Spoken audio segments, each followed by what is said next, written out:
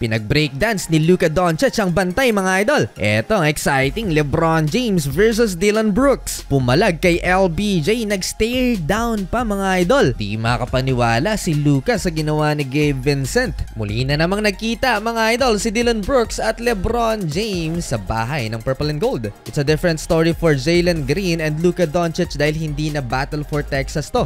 To start the first quarter, Alperen Sengun ang baby Jokic ng Houston. Kailangan nilang pigilan back-to-back field goals kaagad, mismatch over Austin Reeves. Nagsimula naman ang opensa ng Los Angeles Lakers kay Luka Doncic and one basket.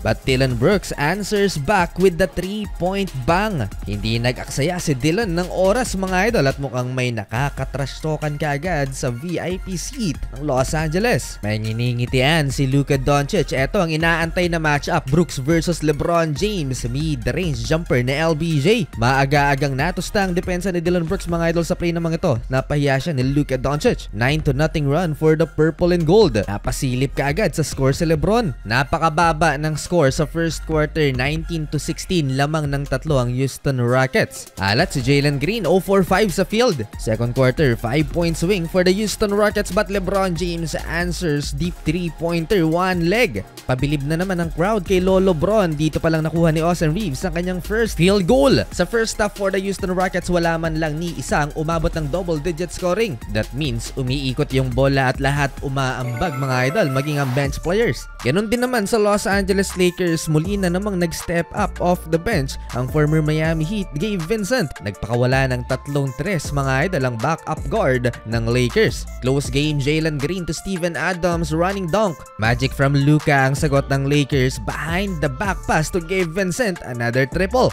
Merong nag-iisang 3-pointer si Luka Doncic sa first half. 1 of 5 beyond the arc ang Lakers superstar. Maalat pa si Luka. Angas na angas itong si Dillon Brooks after may pasok ang 3-pointer na to, nag-stare down sa bench ng Purple and Gold. Last 1 minute, Luka Doncic breaking ankle.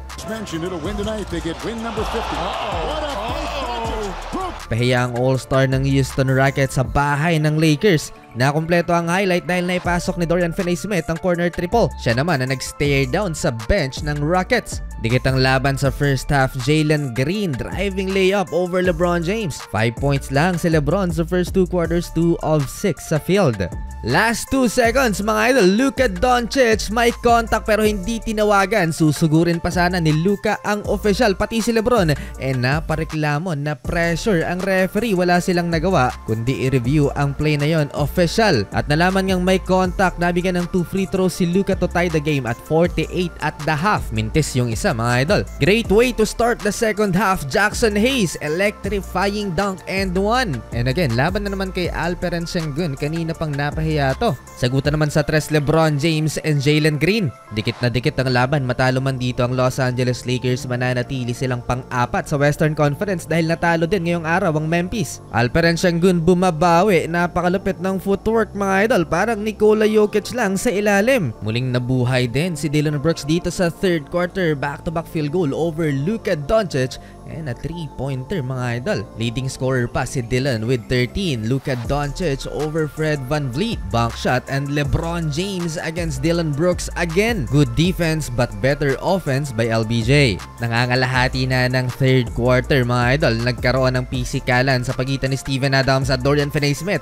Kamunti ka ng mapaaway mga idol. Agad na pinakalma ng Gentle Giant si DFS at klinaro niyang hindi siya nakikipag-away pero pareho pa rin silang sinampal ng technical foul. One of the nicest big man sa NBA itong si Steven. Solid ang mga role players ng Purple and Gold. Gabe Vincent with 12 points and 18 points lang naman kay Dorian Finney-Smith with 6 3-pointers. After timeout, naitala ni Gabe Vincent na kanyang pang-limang tres. It's a good sign for the home team dahil umabot ng 7 points sa kanilang lamang pero natapos mga idol ang third quarter 82-77. Malit lang hinahabol ng Rockets. Close game pa rin sa fourth quarter. Amen Thompson 3-point basket and Gabe Vincent again with the triple.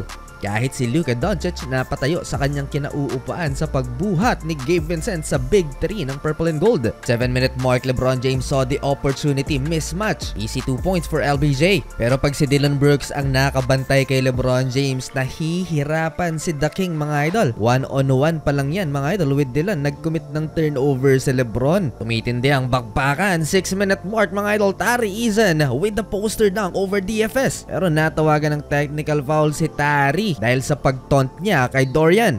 Masyadong soft yung call na yon. With his first block, Dillon Brooks clutch rejection. Pero nasa Lakers pa rin ng momentum mga idol. Nilabas na si Gabe Vincent with 20 points off the bench. Clutch dunk, Rui Hachimura last 1 minute. Amen Thompson 20 points na rin. 100-97 3-point game. This is a wild ending na foul si Brooks mga idol. Last 20 seconds pero nagmintis ng isang free throw. Sa uli panalo ang Los Angeles Lakers. Tuwang-tuwa ang crowd sa pagmintis ni Brooks.